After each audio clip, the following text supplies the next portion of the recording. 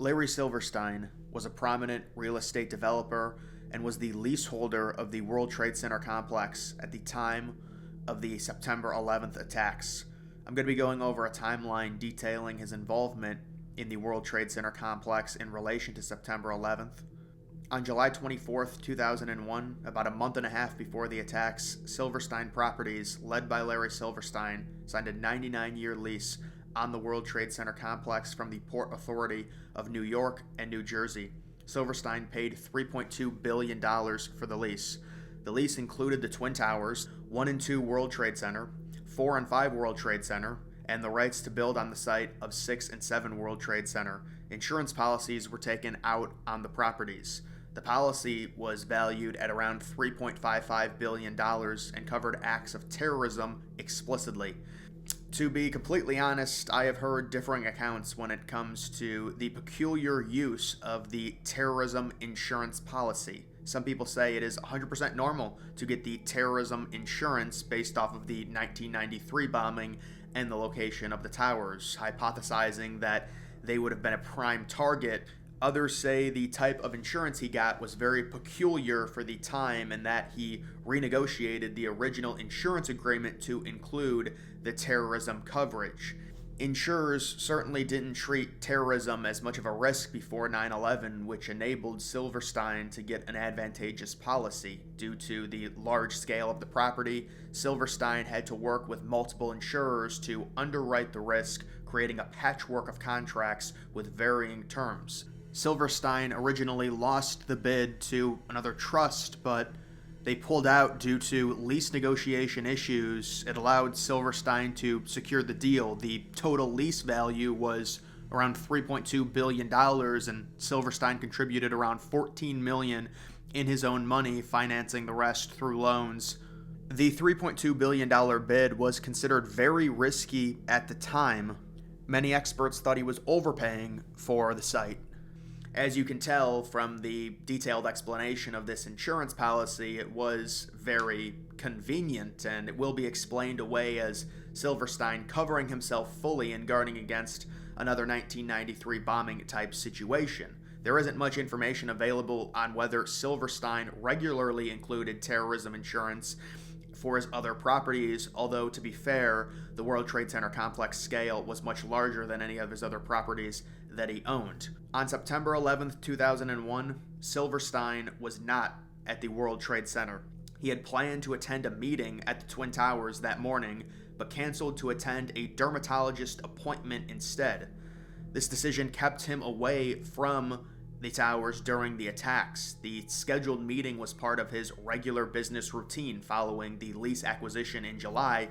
He would normally have meetings at the Windows on the World restaurant in the mornings before traveling uptown around noon. And if you're familiar at all with the September 11th attacks, being in the Windows on the World restaurant was basically a death sentence. Both his son and his daughter worked within the World Trade Center complex. According to reports, neither of them were present in buildings during the attacks, and both of them survived. Now, it would be reasonable to assume that this was just one of those mornings that Silverstein had an appointment. It's very common with any normal adult. They have to miss the morning of work, but he normally was always in the Twin Towers in the morning. Both the towers collapsed on the morning of September 11th, and debris catastrophically damaged buildings 3, 4, 5, 6, with 7 World Trade Center, a 47-story building owned outright by Silverstein, heavily damaged by debris and fires from the Twin Towers. It collapsed late in the afternoon at around 5:20 the same day. In a 2002 PBS documentary, Silverstein was quoted as saying, "I remember getting a call from the fire department commander telling me that they were not sure they were going to be able to contain the fire. And I said, you know what, we've had such a terrible loss of life, maybe the smartest thing to do is to pull it. And they made that decision to pull, and we watched the building collapse." Now, this quote has certainly circulated conspiracy spaces, with some people trying to defuse it, saying that based off of the context of the quote, Silverstein was talking about pulling the firefighters away from the building, with other people saying based off of the financial incentive Silverstein had in terms of the terrorism insurance, he wanted to pull the building, as in collapse the building. It was unquestionably a very strange choice of vocabulary in saying to pull the building.